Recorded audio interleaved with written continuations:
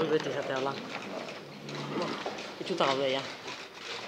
Fase politiko berri bat bultzatzeko erabakigarria eta irismen historikoa duen alde bakarreko erabaki ausart baten aurrean gaudela deritzogu.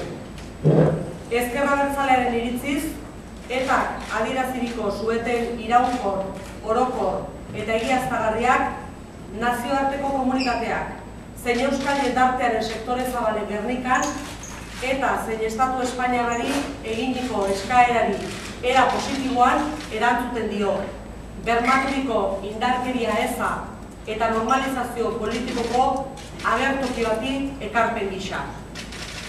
Prozesu demokratiko bat garatzeko Ezker Abertzalearen apostuan sakontzera dator sueten erabaki hau. Beraz, espero dugu etak harturiko aurrekaririk gabeko erabakiaren balioa gailenduko dela. Aukera politiko bakoitzaren inertzia klasikoak mantentzera datozen adierazpen eta jarreretatik aruntzago.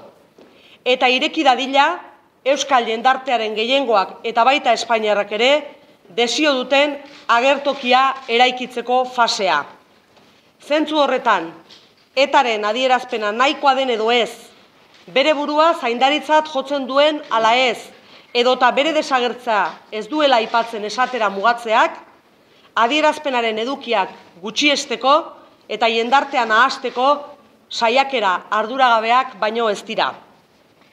Azkenik, Ezker Abertzaleak zutik Euskal Herria ebazpenean oinarrituriko apostu politikoa berresten du.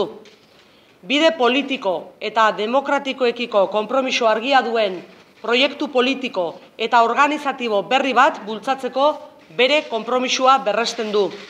Horretarako, herri eta auzoetan lanean murgiltzera dei egiten dugu euskal jendartea, ilusioz eta konpromisoz, bake eta konponbide demokratikoa oinarria izango dituen etorkizuna eraikitzeko.